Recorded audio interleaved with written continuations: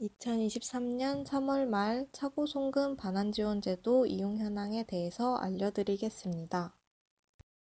예금보험공사는 2021년 7월부터 차고송금 반환지원제도를 통해 차고송금인이 실수로 잘못 보낸 돈을 최소한의 비용으로 빠르게 돌려받을 수 있도록 도와드리고 있습니다. 제도 시행 이후 2023년 3월 말까지 접수된 24,444명의 반환지원 신청을 심사하여 그중 9,131명을 지원 대상으로 확정하였습니다. 지원 대상으로 확정된 건에 대한 반환지원 절차를 진행하여 6,018명에게 차고 송금액 73억 원을 찾아주었으며 이 중에는 1,000만 원 초과 고액 차고 송금 10명도 포함되어 있습니다. 그동안의 반환 방법을 살펴보면 95%가 자진 반환으로 4%는 지급 명령, 1%는 강제 집행 등 법적 절차를 통해 회수하였습니다. 예금보험공사는 돌려받은 돈에서 회수에 들어간 비용을 공제한 후 차고송금인에게 반환해드렸으며 이때 평균 지급률은 96%, 신청일로부터 반환까지 평균 46.7일이 소요되었습니다.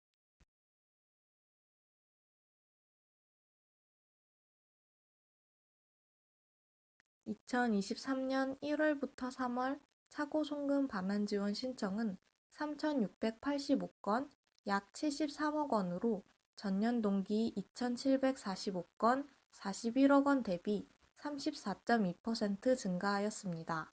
이는 2023년 1월 1일부터 차고송금 반환지원 대상이 확대됨에 따라 기인한 것으로 보고 있습니다. 다음은 신청 기준별 모습인데요.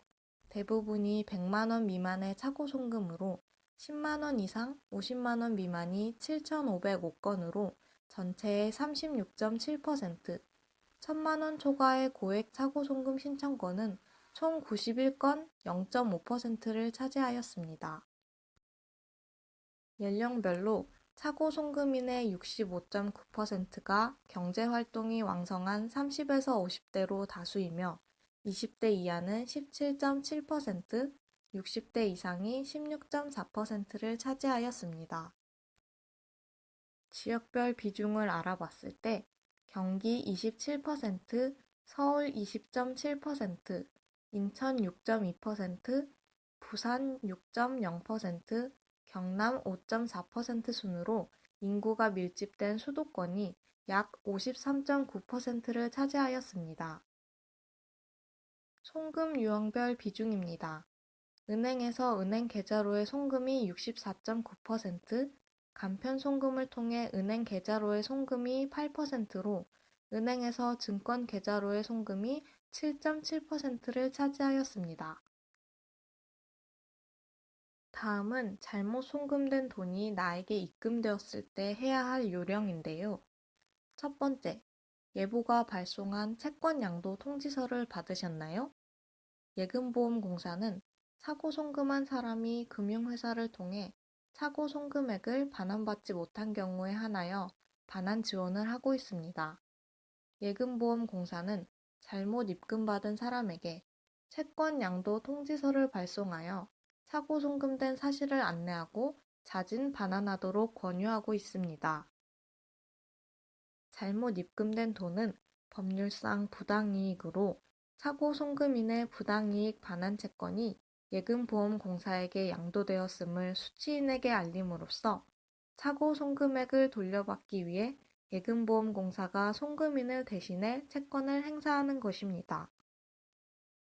예금보험공사의 자진 반환 안내에도 불구하고 정당한 이유 없이 돌려주지 않으면 어떻게 되나요? 예금보험공사는 소송 전 단계로서 지급명령을 법원에 신청하는 등 법적 절차를 진행하며 지급명령 확정 후에도 잘못 보낸 돈을 돌려주지 않으면 채권 보전 조치, 강제 집행 등 채권 회수 조치를 취할 수 있으며 이때 연 12%의 지연 손해금이 추가로 발생할 수 있습니다. 깜짝 퀴즈입니다. 잘못 입금된 돈이 있는데 금융회사에서도 예금보험공사에서도 연락이 없으면 임의로 사용해도 되나요? 정답은 X입니다. 법원에 따르면 착오로 송금되어 입금된 돈을 임의로 인출하여 소비한 행위는 송금인과 피고인 사이에 별다른 거래 관계가 없는 경우에도 횡령죄로 보고 처벌하고 있습니다. 나에게 잘못 들어온 돈이 있을 때 우선 그 돈을 그대로 두셔야 합니다. 돈을 잘못 보낸 사람이 은행을 통하여 자금 반환 신청 연락이 올 때 돌려주시면 됩니다. 마지막은 지급 명령, 강제 집행까지 거친 반환 사례입니다. 2021년 X월 A씨는 120만 원을 송금하려던 중 실수로 계좌번호의 중간번호 7330을 7300으로 잘못 입력한 상태로 이체를 실행하였으며 즉시 거래은행에 자금 반환을 신청하였으나 수취인이 반환을 거부함에 따라 예금보험공사에 반환 지원을 신청하였습니다. 예금보험공사는 2022년 X월 A씨의 신청서를 접수하고 수취인 B씨에게 자진 반환 안내를 하였으나 B씨는 통화에서 자신은 예보의 통지서로 인해 건강이 악화되어 힘들다. 나를 힘들게 하는 착오 송금인에게 손해배상을 청구해야겠다 등의 항의를 하였습니다.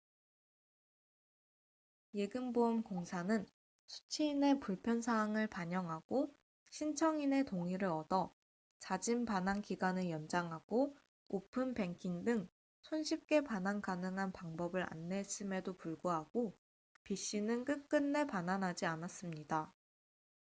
부득이하게 2022년 X월 예금보험공사는 법원에 지급명령을 신청하고 지급명령이 확정됨에 따라 법원의 재산명시 신청과 재산조회 신청을 통해 수취인의 C은행 예금을 발견하여 일부에 대해 채권 압류 및 추심 명령을 득하였습니다. 이후 수취인 B씨는 예금보험공사를 내방하여 소동을 피우고 나서야 2023년 X월 잘못 송금받은 돈을 입금하여 송금인에게 반환하였습니다. 예금보험공사의 향후 계획은 이러합니다. 예금보험공사는 2023년 7월 제도 시행 2주년을 앞두고 제도명을 쉬운 말로 바꾸고 슬로건을 선정하는 등 국민들에게 알기 쉽고 친숙한 제도로 정착될 수 있도록 노력하겠습니다. 아울러 제도를 효과적으로 안내하기 위해 금융회사 직원들 대상 간담회를 실시할 예정이며 5월 송도에서 개최되는 제56차 ADB 연차총회에서 제도 도입 배경과 현재까지의 성과 등을 참가국들에게 소개할 예정입니다. 예금보험공사는 앞으로도 금융소비자들의 제도 이해 및 인지도 향상을 위해 다양한 홍보 활동을 펼쳐나가겠습니다. 지금까지 제21기 SNS 기자단 김초령이었습니다. 감사합니다.